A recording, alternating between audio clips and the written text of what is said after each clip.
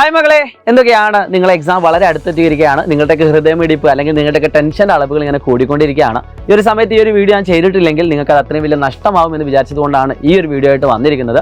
So നിങ്ങൾ എല്ലാ ഫ്രണ്ട്സിനും ഈ വീഡിയോ അയച്ചു കൊടുക്കുക. ഇതുപോലെ കൂടുതൽ ഉപകാരപ്രദമായിട്ടുള്ള വീഡിയോകൾക്ക് വേണ്ടി ചാനൽ സബ്സ്ക്രൈബ് ചെയ്യാൻ മറക്കരുത്. നിങ്ങൾക്ക് എന്താണോ ഇനി വേണ്ടത് അത് നിങ്ങൾ കമൻ്റ് ആയിട്ട് രേഖപ്പെടുത്തുക കേട്ടോ. അതായത് മാത്തമാറ്റിക്സ് എന്ന് പറയുന്ന സബ്ജക്റ്റ് പൊതുവേ എല്ലാവർക്കും ടഫാണ് ഉണ്ടാവാറുള്ളത്.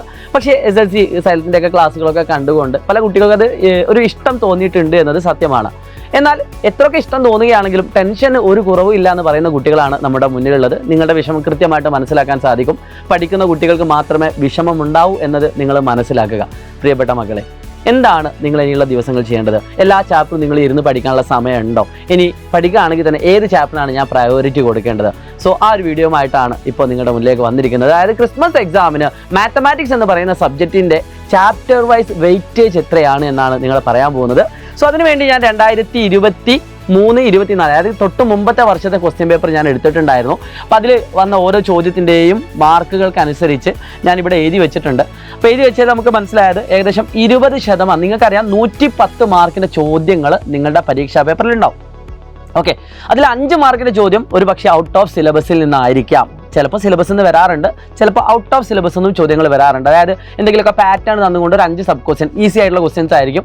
ഒന്ന് വായിച്ചാൽ തന്നെ ഉത്തരം കിട്ടുന്നതാണ്. അപ്പോൾ 105 മാർക്ക് നിങ്ങൾക്ക് എടുക്കാം. 105 മാർക്കിൻ്റെ 20% ചോദ്യങ്ങളായിരിക്കും നിങ്ങളുടെ ഓണം എക്സാമിൻ്റെ സിലബസിൽ നിന്നും, അതായത് 1ാമത്തെ ചാപ്റ്റർ മുതൽ 4ാമത്തെ ചാപ്റ്റർ വരെയുള്ള സിലബസിൽ നിന്നും നിങ്ങൾക്ക് വരാൻ പോകുന്നത്. അതായത് 105ൻ്റെ 20% എന്ന് പറയുന്നത് 10.5 + 10.5, അതായത് 21 മാർക്കിന് ആണ് നിങ്ങളുടെ ഓണം എക്സാമിൻ്റെ ടോപ്പിക്കിൽ നിന്ന് നിങ്ങൾക്ക് ചോദ്യങ്ങൾ വരാനുള്ളത്. 105ൽ നിന്നും 21 മാർക്ക് കുറച്ചാലും നിങ്ങൾക്ക് ഫുൾ മാർക്ക് വാങ്ങാനുള്ള ടോപ്പിക്ക് നിങ്ങൾക്ക് ക്രിസ്മസ് എക്സാമിൻ്റെ സിലബസിൽ മാത്രമായിട്ടുണ്ട്. അതായത് ഓണം എക്സാമിൻ്റെ ടോപ്പിക്ക് നിങ്ങളിപ്പോൾ പഠിച്ചിട്ടില്ലെങ്കിലും കുഴപ്പമില്ല, നിങ്ങൾക്ക് ഫുൾ മാർക്ക് വാങ്ങാനുള്ള ചോദ്യങ്ങൾ എവിടെയുണ്ട്? ക്രിസ്മസ് എക്സാമിൻ്റെ സിലബസ് മാത്രം പഠിച്ചാലുണ്ട്. പക്ഷേ ട്വിസ്റ്റ് എന്താണെന്ന് വെച്ചാൽ ക്രിസ്മസ് എക്സാമിൻ്റെ അത്രയും പെർഫെക്റ്റ് ആയിട്ട് പഠിച്ച കുട്ടിക്ക് മാത്രമേ ആ ഫുൾ മാർക്ക് എത്തുള്ളൂ. അപ്പോൾ നമ്മൾ ഓണം എക്സാമിൻ്റെ ടോപ്പിക് കൂടി നമുക്ക് എന്താക്കേണ്ടതുണ്ട്? കവർ ചെയ്യേണ്ടതുണ്ട്. അതിനെപ്പറ്റി നിങ്ങൾ ടെൻഷൻ അടിക്കേണ്ട. ഞങ്ങൾ പറയുന്ന ചോദ്യങ്ങളെല്ലാം നിങ്ങൾ പഠിച്ചാൽ മാത്രം മതി. ഓക്കെ, സോ ഞാൻ ഈ ചാപ്റ്ററിലേക്ക് വരികയാണ്. 1ാമത്തെ ചാപ്റ്റർ മുതൽ 9ാമത്തെ ചാപ്റ്റർ വരെ, അതായത് അരിത്മെറ്റിക് സീക്വൻസ് അഥവാ സമാന്തര ശ്രേണികൾ മുതൽ ജോമെട്രി ആൻഡ് ഓൾജിബ്ര അഥവാ ജ്യാമിതിയും ബീജഗണിതവും വരെ 9ാമത്തെ ചാപ്റ്റർ വരെ നിങ്ങൾക്ക് പരീക്ഷയ്ക്ക് ചോദ്യങ്ങൾ വരാറുണ്ട്. അപ്പോൾ 2023-24 ചോദ്യങ്ങൾ ഞാൻ ജസ്റ്റ് ഒന്ന് വായിച്ചു തരാം. 1ാമത്തെ ചാപ്റ്ററിന് ചോദിച്ചത് 12 മാർക്കിൻ്റെ ചോദ്യമാണ്. ഫസ്റ്റ് ചാപ്റ്ററിന് ചോദിച്ചത് 12 മാർക്കിൻ്റെ ചോദ്യം. 2ാമത്തെ ചാപ്റ്ററിന് 6 മാർക്കിൻ്റെ ചോദ്യമാണ് ചോദിച്ചത്. ആകെ 2 ചോദ്യങ്ങൾ. 1ാമത്തെ ചാപ്റ്ററിന് 3 ചോദ്യങ്ങളുണ്ട്. 2ാമത്തെ ചാപ്റ്ററിന് 2 ചോദ്യം. 3ാമത്തെ ചാപ്റ്ററിന് അഥവാ സാധ്യതകളുടെ ഗണിതം എന്ന് പറയുന്ന മാത്തമാറ്റിക്സ് ഓഫ് ചാൻസ് എന്ന് പറയുന്ന ചാപ്റ്ററിന് 1 ചോദ്യമുള്ള, അതിന് 4 മാർക്ക്. പിന്നെ സെക്കൻഡ് ഡിഗ്രി ഇക്വേഷൻ അഥവാ 2ാം ഡിഗ്രി സമവാക്യം എന്ന് കഴിഞ്ഞ വർഷം ചോദ്യം തന്നെ ചോദിച്ചിട്ടില്ല. അതായത് മൊത്തം ഈ 4 ചാപ്റ്ററും കൂടി ഉൾക്കൊള്ളുകയാണെങ്കിൽ ഏകദേശം 12 22 മാർക്കിന് 20% മാത്രമാണ് ചോദിച്ചത്. അതായത് 20 മുതൽ 22 മാർക്ക് വരെ നിങ്ങളുടെ ഇപ്രാവശ്യത്തെ പരീക്ഷയ്ക്ക് നിങ്ങൾക്ക് എന്താക്കാം? ഓണം എക്സാമിൻ്റെ ഒന്ന് പ്രതീക്ഷിക്കാൻ പറ്റും. ഒന്ന് പറയുന്നത് നോട്ട് ചെയ്ത് വെക്കുന്നത് നല്ലതാണ്. പിന്നെ ഏറ്റവും കൂടുതൽ മാർക്കിന് ചോദിച്ച ഒരു ചാപ്റ്റർ ഏതെന്ന് വെച്ചാൽ ഒരുപക്ഷെ നിങ്ങൾ വണ്ടർ അടിക്കും, നിങ്ങൾക്ക് സന്തോഷം വരും. അപ്പോൾ 5ാമത്തെ ചാപ്റ്റർ ആയിട്ടുള്ള ട്രിഗണോമെട്രി, 6ാമത്തെ ചാപ്റ്റർ ആയിട്ടുള്ള കോർഡിനേറ്റ്സ് അഥവാ സൂചക സംഖ്യകൾ, 7ാമത്തെ ചാപ്റ്റർ ആയിട്ടുള്ള ടാൻജൻസ് അഥവാ തൊടുവരകൾ, 8ാമത്തെ ചാപ്റ്റർ ആയിട്ടുള്ള സോളിഡ്സ് അഥവാ ഘനരൂപങ്ങൾ, 9ാമത്തെ ചാപ്റ്റർ ആയിട്ടുള്ള ജോമെട്രി ആൻഡ് ആൾജിബ്ര അഥവാ ജ്യാമിതിയും ബീജഗണിതവും.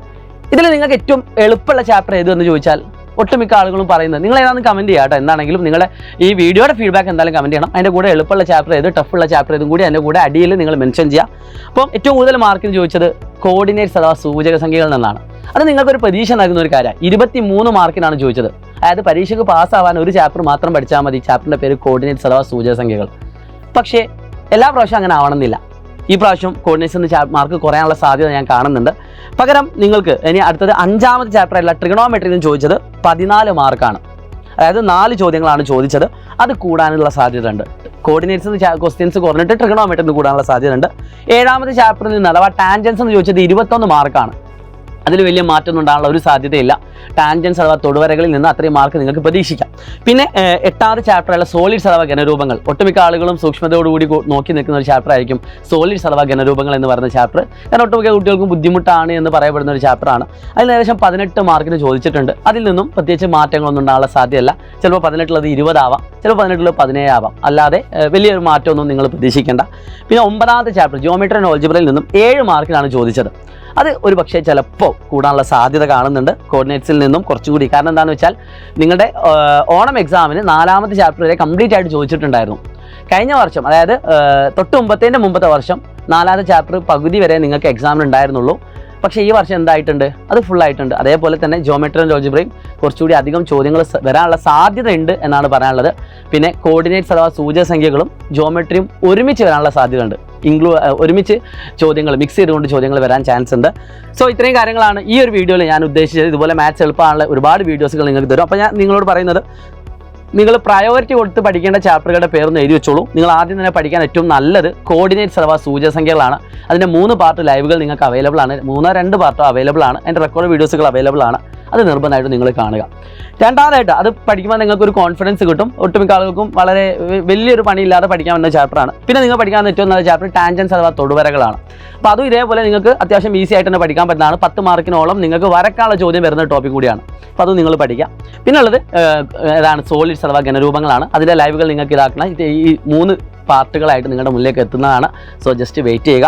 പിന്നെ അതേപോലെ തന്നെ 9ാമത്തെ ചാപ്റ്റർ നമുക്ക് ഒരു പകുതി വരെ പഠിച്ചാൽ മതി എന്നാണ് എൻ്റെ ഒരു അഭിപ്രായം. സിലബസ് അത്രേ വരുള്ളൂ. ഒന്നുകൂടി വെരിഫൈ ചെയ്തിട്ട് നിങ്ങൾക്ക് എന്തായി തരും പറഞ്ഞു കേട്ടോ. പിന്നെ ഓണം എക്സാമിലുള്ള ടോപ്പിക് എപ്പോൾ പഠിക്കണം എന്ന് വെച്ചാൽ, പറ്റുന്ന ആൾക്കാർ ഇതൊക്കെ പഠിച്ചു കഴിഞ്ഞ ആളുകളുണ്ടെങ്കിൽ വേണം ഇപ്പം തന്നെ പഠിച്ചു തുടങ്ങാം. ഇനി അല്ലെങ്കിൽ രണ്ടും കൂടി കൊണ്ടുപോകാൻ പറ്റുന്ന ആളുകൾ അങ്ങനെയും ചെയ്യാം. അല്ലാത്ത കുട്ടികൾ നിങ്ങൾക്ക് അതിൻ്റെ വീഡിയോസുകൾ തരും. ആ സമയത്ത് അത് പഠിച്ചാൽ മതി എന്നാണ് എൻ്റെ ഒരു പേഴ്സണൽ ഒപ്പീനിയൻ. പക്ഷേ റിസ്ക് എടുക്കാൻ തയ്യാറാവേണ്ട. നിങ്ങളല്ലാതെ നമ്മുടെ യൂട്യൂബിൽ തന്നെ ഓൾറെഡി ഒരുപാട് വീഡിയോസുകൾ അവൈലബിൾ ആണ്. 1ാമത്തെ ചാപ്റ്റർ മുതൽ 4ാമത്തെ ചാപ്റ്റർ വരെ.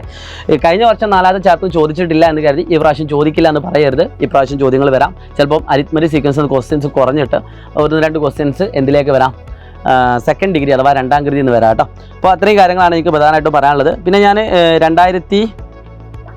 വേറൊരു വർഷത്തെ ക്വസ്റ്റ്യൻ പേപ്പറിന് എടുത്ത് വെച്ചിട്ടുണ്ടായിരുന്നു കേട്ടോ. ഏതാണ് വർഷം എന്ന് വെച്ചാൽ 2022-23. അതിൻ്റെ തൊട്ട് മുമ്പത്തെ വർഷത്ത് ഭയങ്കര രസമാണ് കാണാൻ. അതിൽ നിന്നും 5ാമത്തെ ചാപ്റ്ററിന് ഏകദേശം 5, 5, 10, 18, 22, 25, 27 മാർക്കിന് ചോദ്യം വന്നിട്ടുണ്ട്. അതായത് ട്രിഗണോമെട്രിന്ന് 27 മാർക്ക്, കോർഡിനേറ്റ്സിന് 9, 13, 17, 20, 22 മാർക്ക്, ടാൻജൻസ് 5, 9, 13, 17, 27, 32 മാർക്ക്, സോളിഡ്സിന് 3, 3, 6, 4, 10, 15 മാർക്ക്. 9ാമത്തെ ചാപ്റ്ററിന് അങ്ങനെ ചോദ്യങ്ങൾ കണ്ടിട്ടില്ല. പിന്നെ 4ാമത്തെ ചാപ്റ്ററിന് 2, 3, 5, 4, 9 മാർക്ക് ഇങ്ങനെയായിരുന്നു വന്നത്. അതിൽ 1ാമത്തെ ചാപ്റ്ററിനും 2ാമത്തെ ചാപ്റ്ററിനും 3ാമത്തെ ചാപ്റ്ററിനും ചോദ്യങ്ങൾ വന്നിട്ടുണ്ടായിരുന്നില്ല.